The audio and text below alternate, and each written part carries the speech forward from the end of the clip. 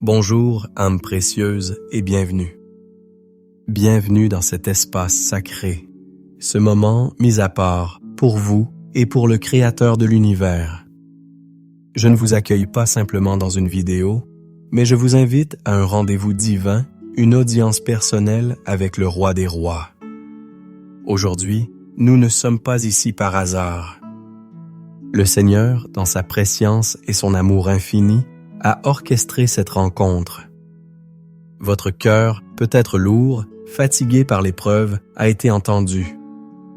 Votre cri silencieux a traversé les cieux et a touché le cœur du Père. Nous allons nous ancrer dans la vérité profonde et puissante du psaume 66 et plus particulièrement dans la promesse contenue au verset 12. « Tu as fait monter des hommes sur nos têtes. Nous avons passé par le feu et par l'eau, mais tu nous en as retirés pour nous donner l'abondance. » Ou comme d'autres traductions le disent si magnifiquement, pour nous amener dans un lieu de rafraîchissement. Ce n'est pas seulement une belle poésie, c'est une prophétie pour votre vie maintenant. C'est la cartographie divine de votre parcours, la traversée de l'impossible vers une destination de paix et de restauration. Je veux vous faire une promesse solennelle. Si vous vous accordez 7 heures, si vous vous abandonnez à ce processus avec un cœur ouvert, vous ne terminerez pas cette prière de la même manière que vous l'avez commencée. Une transformation est disponible pour vous. Une force nouvelle est prête à être déversée. Une clarté nouvelle est sur le point d'illuminer votre esprit. Ce n'est pas ma promesse, mais celle de la parole immuable de Dieu. Alors, préparez-vous. Trouvez un lieu où le tumulte du monde ne peut vous atteindre. Fermez la porte, coupez les notifications. Prenez une profonde inspiration et expirez le poids de votre journée. C'est votre moment. C'est votre sanctuaire. Et pour sceller votre intention, pour activer votre foi, je vous invite à écrire dans les commentaires « Amen, mon âme est spet ». En faisant cela, vous ne commentez pas seulement, vous déclarez à l'univers spirituel que vous êtes présent, attentif et que vous attendez une parole du Seigneur. Bienvenue dans votre lieu de rafraîchissement. Je voudrais maintenant m'adresser directement à votre cœur, à cette partie de vous qui se sent peut-être meurtrie, épuisé et qui se demande quand l'épreuve prendra fin. Le psaume 66 ne parle pas d'une épreuve abstraite. Il utilise des images d'une intensité presque insoutenable. Tu as fait monter des hommes sur nos têtes. Ressentez-vous cela? Ce sentiment d'être piétiné, dévalorisé, que ce soit par l'injustice d'un supérieur, la trahison d'un proche, ou le poids écrasant d'un système qui semble vous ignorer. C'est l'humiliation qui ronge l'âme, la sensation d'être contrôlé par des forces extérieures, de perdre son agentivité. C'est se réveiller le matin avec une boule à l'estomac, sachant que vous devez affronter une situation ou une personne qui vous diminue. Ce n'est pas seulement une pression, c'est un fardeau qui vous écrase la nuque et vous force à baisser les yeux. La parole de Dieu reconnaît cette douleur. Elle lui donne un nom. Elle valide votre ressenti. Et puis, le psalmiste continue, « Nous avons passé par le feu. » Ah, le feu! Ce n'est pas la chaleur réconfortante d'un foyer. C'est le feu qui consume, qui purifie jusqu'à la douleur. C'est l'épreuve de la maladie qui brûle vos forces, le désert financier, où chaque ressource semble s'évaporer, le conflit relationnel qui consume votre paix intérieure. Le feu, c'est cette période où vous avez l'impression que tout ce que vous avez construit part en fumée. C'est la critique acerbe qui brûle votre confiance en vous. C'est l'anxiété qui flambe dans votre poitrine au milieu de la nuit, vous volant votre sommeil et vos rêves. C'est le burn-out, où la passion qui vous animait autrefois est devenue un tas de cendres fumantes. Vous avez prié, vous avez crié, et le silence en réponse a pu vous sembler être la chaleur la plus intense de toutes. Peut-être avez-vous même regardé les autres, sur les réseaux sociaux ou dans votre entourage, dont la vie semble si facile, si préservée, et vous vous êtes demandé « Pourquoi moi? Pourquoi ce feu incessant? » C'est une douleur solitaire, car même quand on est entouré, personne ne peut vraiment ressentir l'intensité des flammes qui lèchent à notre. Et comme si le feu ne suffisait pas, le texte ajoute « Et par l'eau. L'eau ici n'est pas la source de vie. C'est le torrent déchaîné, le déluge qui menace de tout emporter. C'est le sentiment d'être submergé. Submergé par les responsabilités, les dettes, les mauvaises nouvelles. C'est le chagrin qui monte comme une marée implacable, vous laissant sans souffle, luttant pour garder la tête hors de l'eau. C'est cette vague de désespoir qui vous frappe lorsque vous pensez avoir touché le fond, seulement pour découvrir qu'il y a un abîme encore plus profond. L'eau, c'est le chaos, la confusion, lorsque vous ne savez plus quelle direction prendre, lorsque toutes les voix se mélangent et que celle de Dieu semble noyée. C'est se débattre contre un courant d'opposition si fort que le simple fait de ne pas reculer demande une énergie surhumaine. Beaucoup d'entre vous ont connu cette alternance terrible, sortir d'une fournaise pour plonger dans un torrent glacé. La source de cette souffrance est profonde. Elle peut remonter à des paroles négatives plantées dans votre enfance, des scripts familiaux qui dictent que vous n'êtes pas assez ou que rien n'est jamais facile. Elle peut provenir d'échecs passés qui ont érigé des forteresses de peur dans votre esprit, vous faisant anticiper la catastrophe à chaque tournant. Elle est nourrie par une culture de la comparaison constante qui vous fait croire que vous êtes en retard, que vous avez manqué votre chance. La Bible est un livre qui ne cache pas la réalité de cette douleur. Le psalmiste s'écrie dans le psaume 42, verset 6. « Pourquoi t'abattu, mon âme, et gémis-tu au-dedans de moi? » Le Seigneur Jésus lui-même a dit « Venez à moi, vous tous qui êtes fatigués et chargés, et je vous donnerai du repos. » Matthieu. Il ne nie pas le fardeau, il offre une solution. Il voit votre épuisement. Il connaît le nombre de larmes que vous avez versées en secret. Il a vu votre fidélité silencieuse lorsque tout vous poussait à abandonner. Rien, absolument rien, de ce que vous avez enduré n'a échappé à son regard aimant. Et la beauté du psaume 66:12 ne réside pas seulement dans sa description précise de l'épreuve, mais dans la conjonction de transition qui change tout. Mais nous avons passé par le feu et par l'eau, mais tu nous en as retirés. C'est mais est le pivot de votre histoire. C'est l'intervention divine. C'est la main de Dieu qui se tend dans le chaos. Votre situation actuelle n'est pas votre destination finale. Le feu, l'eau, l'oppression ne sont que des lieux de passage. Dieu a déjà préparé votre lieu de sortie, votre lieu de rafraîchissement. Et c'est la vérité que nous allons graver dans nos esprits aujourd'hui. Pour véritablement saisir la puissance de cette promesse, nous devons plonger plus profondément dans la richesse théologique du psaume 66. Ce n'est pas un simple chant de lamentation, c'est un hymne national de louange et de témoignage après une délivrance miraculeuse. Il commence par un appel universel à la louange. Poussez vers Dieu des cris de joie, vous tous, habitants de la terre. Chantez la gloire de son nom, célébrez sa louange.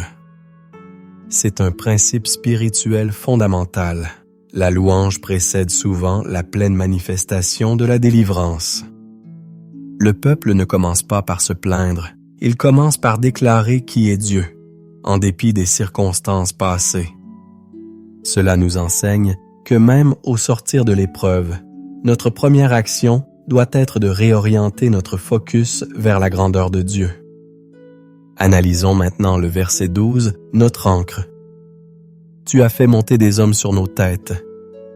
Le verbe hébreu ici suggère l'idée de permettre. Dieu n'est pas l'auteur du mal ou de l'oppression, mais dans sa souveraineté, il peut le permettre pour un temps, dans un but plus grand. C'est une vérité difficile à accepter, mais elle est cruciale. Si nous croyons que Dieu est souverain, alors rien ne peut nous arriver sans sa permission. Et s'il le permet, c'est qu'il a déjà un plan pour en tirer une gloire plus grande et un bien plus profond pour nous. Pensez à Joseph. Ses frères, des hommes sur sa tête, l'ont vendu comme esclave. La femme de Potiphar l'a faussement accusé. Il a été jeté en prison. Feu et eau, humiliation et oubli. Mais à la fin, il a pu dire à ses frères, « Vous aviez médité de me faire du mal. Dieu l'a changé en bien. » Genèse 50:20. L'oppression permise est devenue le chemin vers le palais, le moyen de sauver des nations. Votre épreuve actuelle, cette situation qui semble injuste, est peut-être le chemin non conventionnel que Dieu utilise pour vous positionner pour votre destinée. Ensuite, nous avons passé par le feu et par l'eau. Ces deux éléments sont des archétypes bibliques du jugement et du chaos. Dans le livre d'Ésaïe, chapitre 43, verset 2, Dieu fait une promesse extraordinaire qui est le miroir de notre psaume. « Si tu traverses les eaux, je serai avec toi, et les fleuves, ils ne te submergeront point. Si tu marches dans le feu, tu ne te brûleras pas, et la flamme ne t'embrasera pas. » Remarquez bien, il ne dit pas « Je t'empêcherai de traverser les eaux ». Mais si tu traverses. Le passage est parfois inévitable, mais la présence de Dieu est garantie. C'est l'histoire de Shadrach, Meshach et Abed-Négo. Jetés dans une fournaise ardente, ils n'ont pas été épargnés du feu, mais ils ont été préservés dans le feu. Et c'est là qu'ils ont rencontré une quatrième personne, semblable à un fils des dieux. Souvent, la révélation la plus profonde de la présence de Christ ne se trouve pas sur le sommet de la montagne, mais au cœur de la fournaise. Le feu que l'ennemi a allumé pour vous détruire devient le lieu de votre rencontre la plus intime avec Dieu. Et l'eau? Pensez aux enfants d'Israël, dos à la mer Rouge, avec l'armée de Pharaon qui fond sur eux. C'était une situation de submersion totale, un piège mortel. Mais Dieu n'a pas calmé la mer, il l'a fendue en deux. Il a créé un chemin là où il n'y en avait pas, et le passage à travers l'eau est devenu leur salut, tandis que la même eau devenait le tombeau de leurs ennemis. Le chaos qui menace de vous engloutir peut être l'instrument même que Dieu utilisera pour anéantir définitivement les menaces qui vous poursuivent. Mais le point culminant est la fin du verset. « Mais tu nous en as retirés pour nous amener dans un lieu de rafraîchissement. » Le mot hébreu pour rafraîchissement ou abondance est revaya. Ce mot ne signifie pas simplement assez, il signifiait saturation, débordement. C'est l'image d'une coupe qui non seulement est pleine, mais qui déborde. C'est l'image d'une terre aride qui est tellement irriguée qu'elle devient un jardin luxuriant. Dieu ne veut pas seulement vous sortir de l'épreuve. Il veut vous faire entrer dans une saison de débordement. Il veut saturer votre âme de sa paix, votre cœur de sa joie, votre vie de ses bénédictions, à un point tel que les cicatrices du feu et le souvenir du torrent deviennent les fondations d'un témoignage puissant. L'application pratique pour nous aujourd'hui est immense. Vous vous sentez en burn-out professionnel? Le feu a consumé votre énergie. Dieu promet un réveilla, une nouvelle passion, une nouvelle force, peut-être même une nouvelle direction où votre travail sera source de vie et non d'épuisement. Vous vous sentez submergé par l'anxiété, alimenté par le flot incessant des réseaux sociaux FOMO, Fear of Missing Out. Dieu veut vous amener dans un lieu de repos, un Revaya, de paix intérieure, où l'opinion des autres et la pression de la performance perdent leur pouvoir. Il veut saturer votre esprit de sa vérité, au point que le mensonge de l'insuffisance ne puisse plus y trouver de place. Vous sortez d'une relation brisée. Vous avez traversé le feu de la trahison et l'eau du chagrin. Dieu promet un Revaya, de guérison, de restauration de votre capacité à aimer et à faire confiance, un débordement d'amour-propre fondé sur votre identité en lui qui vous rendra plus fort et plus sage. C'est le principe de la restauration divine. Dieu ne se contente jamais de réparer, il améliore. Pensez à Job. Après avoir tout perdu, le Seigneur lui rendit au double tout ce qu'il avait possédé. Job Kiasoftin. Ce n'est pas un évangile de la prospérité matérielle, mais un principe spirituel profond. Le diable ne peut rien vous voler que Dieu ne puisse restaurer à un degré supérieur. La joie sera plus profonde, la paix plus stable, la sagesse plus grande. Votre épreuve, aussi douloureuse soit-elle, est un programme d'entraînement intensif pour le règne. Elle développe en vous une endurance, une compassion et une autorité spirituelle que vous n'auriez jamais pu acquérir en temps de paix. N'est-ce pas ce que l'apôtre Paul disait dans Romains 5, 3, 4? Nous nous glorifions même des afflictions, sachant que l'affliction produit la persévérance la victoire dans l'épreuve, et cette victoire l'espérance. Votre lieu de rafraîchissement n'est pas un retour à la normale, d'avant l'épreuve. C'est l'accession à un nouveau niveau de maturité et de bénédiction spirituelle. Maintenant que notre intelligence a été nourrie par la vérité de la parole de Dieu, il est temps de préparer notre cœur à la rencontrer dans la prière. La transition de l'écoute à la prière est un acte sacré. C'est le moment où la connaissance descend de la tête au cœur pour devenir une expérience vivante. Pour entrer dans ce lieu de rafraîchissement, nous devons d'abord nous délester de tout ce qui pourrait nous en empêcher l'accès. La première étape est l'humilité de la repentance. Non pas une repentance de condamnation, mais une repentance qui ouvre la porte. Réfléchissez un instant. Au milieu du feu et de l'eau, avez-vous laissé l'amertume prendre racine?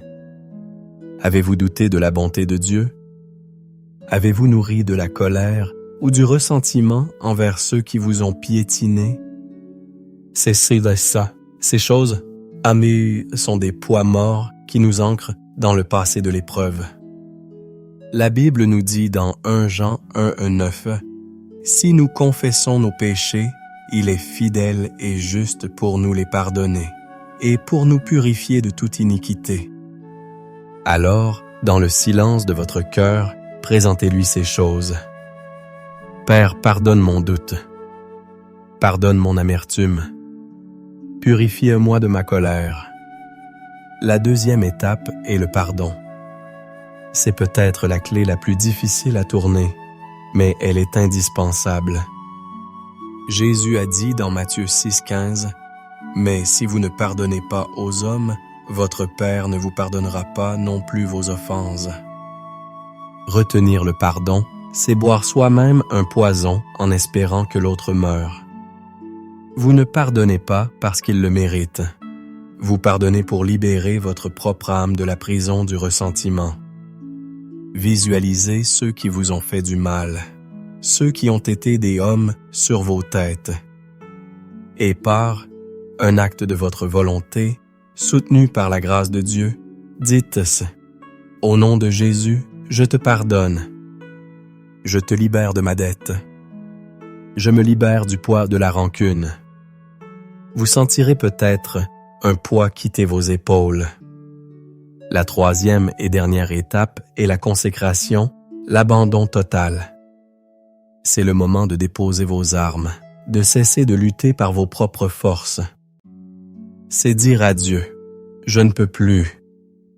Je te remets tout. » Le contrôle, l'issue, le timing.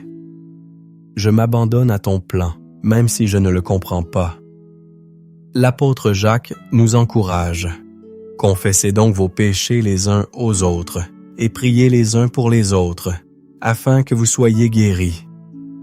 La prière fervente du juste a une grande efficace. Jacques 5,16. Notre cœur est maintenant prêt. Le terrain a été défriché. Nous sommes prêts à entrer avec audace et confiance dans la salle du trône, non pas pour supplier un Dieu distant, mais pour converser avec un Père aimant qui nous attend avec un rafraîchissement préparé d'avance. Père éternel, Dieu tout-puissant, Créateur des cieux et de la terre, nous nous approchons de toi aujourd'hui, non pas sur la base de nos mérites, mais par le sang précieux de l'agneau, Jésus-Christ. Nous entrons dans tes parvis avec reconnaissance, le cœur rempli de louanges. Tu es la lumière de notre vie, comme le dit le psaume 27, la lumière qui dissipe les ténèbres de la confusion et de la peur. Tu es notre salut, notre Yeshua, celui qui nous délivre de toute fosse, de toute prison, de toute épreuve.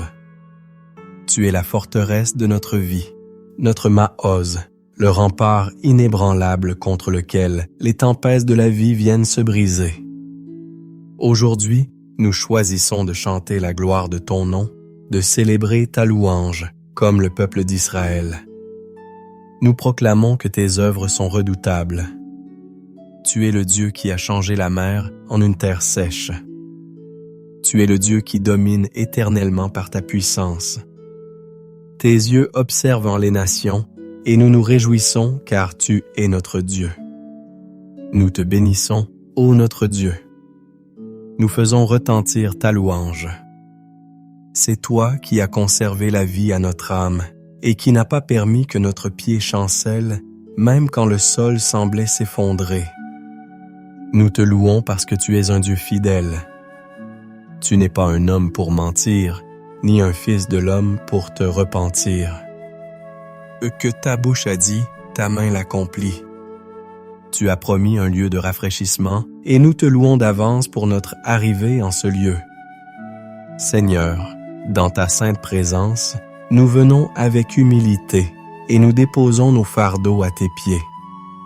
Nous confessons les moments où, dans le feu, nous avons douté de ta présence. Nous confessons les moments où, dans les eaux profondes, nous avons cru que tu nous avais abandonnés. Pardonne notre impatience, notre murmure, notre tendance à regarder aux vagues plutôt qu'à toi qui marches sur les eaux. Nous te demandons pardon pour chaque parole de doute, chaque pensée de désespoir que nous avons laissé grandir dans notre cœur. Nous nous repentons pour l'amertume que nous avons gardée envers ceux qui nous ont opprimés. Nous reconnaissons que le non-pardon est une prison que nous nous construisons nous-mêmes, et aujourd'hui, nous choisissons la liberté. Nous choisissons de pardonner comme tu nous as pardonné. Nous te remettons la douleur, la trahison, l'injustice. Nous ne les porterons plus. Seigneur, nous te livrons notre fatigue. Cette lassitude profonde qui s'est installée dans notre âme, notre esprit et notre corps. Nous te donnons notre anxiété, nos peurs pour l'avenir, nos scénarios catastrophes. Nous déposons à la croix notre besoin de tout contrôler, de tout comprendre. Nous confessons notre orgueil qui nous a fait croire que nous pouvions traverser ces épreuves par nos propres forces. Nous capitulons, Père. Nous nous abandonnons entièrement à toi, à ta volonté, à ton timing parfait. Lave-nous, purifie-nous et rends-nous capables de recevoir tout ce que tu as pour nous. Maintenant, Père, nous nous tenons sur la vérité de ta parole et nous la proclamons sur nos vies. Ta parole dit que tu nous as éprouvés, que tu nous as mis au creuset comme l'argent. Alors nous déclarons que cette épreuve n'était pas pour notre destruction, mais pour notre purification. Tu as enlevé les scories pour que nous puissions refléter plus purement ton image. Ta parole dit que tu as fait monter des hommes sur nos têtes. Alors nous déclarons que même dans l'humiliation, tu étais avec nous, et tu transformes cette expérience en une plus grande humilité et dépendance envers toi. Ta parole dit que nous avons passé par le feu et par l'eau. Alors nous déclarons que nous sommes des survivants, nous sommes des vainqueurs. Le feu ne nous a pas consumés, l'eau ne nous a pas submergés, car tu étais déjà avec nous. Et maintenant, nous nous emparons de la promesse la plus glorieuse. Mais tu nous en as retiré pour nous donner l'abondance. Je déclare sur ma vie, au nom de Jésus, que ma saison de passage est terminée. Je sors du feu. Je sors de l'eau. Je déclare que tu me retires de cette situation.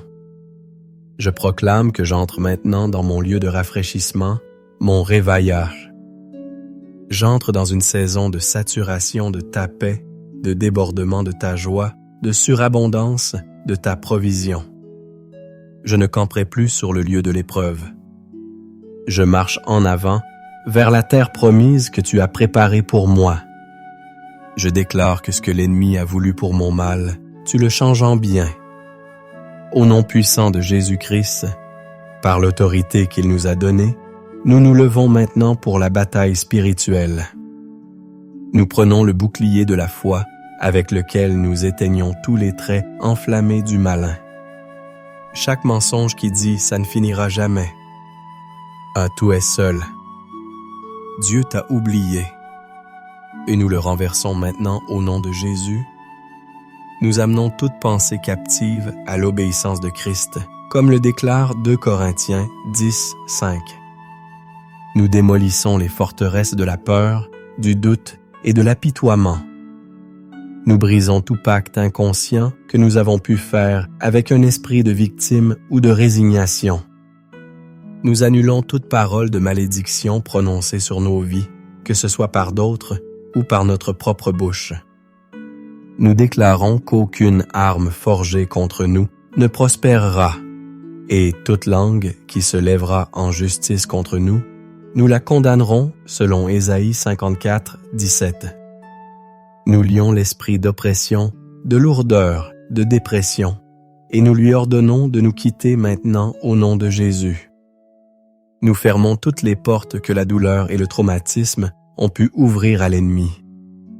Nous nous revêtons de toutes les armes de Dieu, la ceinture de la vérité, la cuirasse de la justice, les chaussures du zèle, le bouclier de la foi, le casque du salut et l'épée de l'esprit, qui est la parole de Dieu. Et maintenant, Père céleste, nous nous ouvrons pour recevoir. Nous demandons une nouvelle effusion de ton Saint-Esprit. Viens, Esprit de Dieu, et remplis chaque espace vide laissé par la douleur. Remplis-nous de ta paix qui surpasse toute intelligence. Remplis-nous de ton amour qui guérit toutes les blessures. Remplis-nous de ta joie qui est saciée notre force. Nous prions pour une restauration divine de notre âme. Restaure notre espoir, restaure notre passion, restaure notre confiance en toi et dans les autres. Nous prions pour une restauration de notre corps physique. Commande à la force de revenir dans nos membres, à la santé de circuler dans nos veines. Que le stress de l'épreuve soit évacué de chaque cellule de notre corps. Répare ce que l'ennemi a cherché à détruire. Nous prions pour une restauration de nos pensées. Renouvelle notre intelligence, donne-nous la pensée de Christ. Que nos schémas de pensée négatifs soient remplacés par des schémas de foi, d'espérance et de victoire. Père, fais-nous boire à la source de tes eaux vives. Conduis-nous dans tes verts pâturages. Fais-nous entrer pleinement dans ce lieu de réveillat, ces lieux de débordement. Que ta bonté et ta grâce nous accompagnent tous les jours de notre vie, à partir de ce jour. Au nom de Jésus. Amen. Maintenant, restez simplement dans le silence. Ne vous pressez pas. C'est un moment sacré. Fermez les yeux. Prenez une profonde inspiration et en expirant, relâchez la dernière once de tension. Imaginez que vous inspirez sa paix et que vous expirez les cendres de votre passé. Ne cherchez pas à formuler des prières. Soyez simplement là, présent devant lui. Un enfant dans les bras de son Père. La Bible dit « Arrêtez et sachez que je suis Dieu ». Dans cet arrêt, dans ce calme, il parle. Il ne crie pas. C'est un murmure doux et léger. Écoutez, qu'est-ce qu'il dépose dans votre cœur? Peut-être un mot « paix »,« confiance »,« je suis là ». Peut-être une image, une sensation de chaleur et de sécurité. Ne l'analysez pas. Recevez-le simplement. C'est votre rafraîchissement personnel. C'est la manne pour votre âme aujourd'hui. Laissez son silence vous guérir. Laissez sa présence vous saturer. Dieu parle à ton cœur. Accueille sa parole pour toi. Et maintenant, reçois cette parole prophétique pour ta vie. Je ne te parle plus de Dieu, je te parle de la part de Dieu. L'Esprit du Seigneur est sur toi et déclare: l'hiver est passé, la saison des pluies est finie. Le temps de chanter est arrivé. Tu sors de la survie pour entrer dans la vie abondante. Pour ta vie spirituelle, le Seigneur dit: mes brebis entendent ma voix, je les connais et elles me suivent. Jean dit: la confusion se dissipe.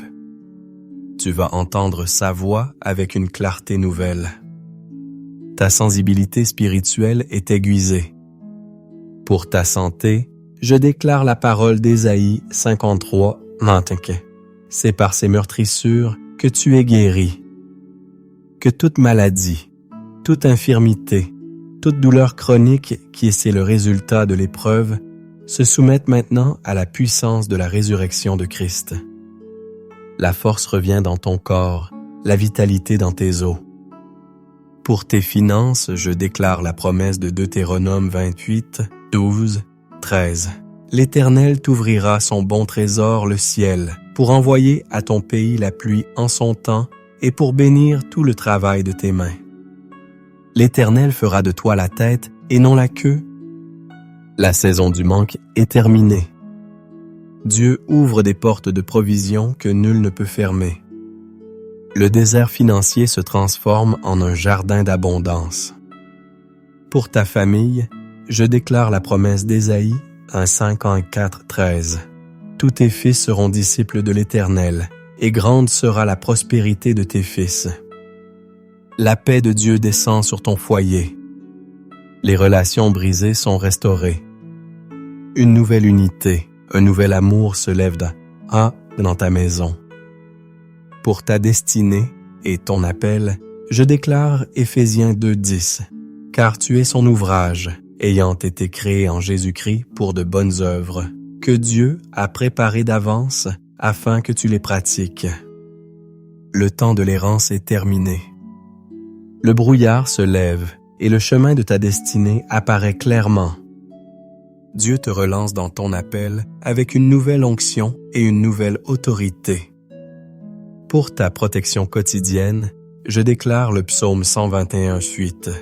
L'Éternel gardera ton départ et ton arrivée, dès maintenant et à jamais.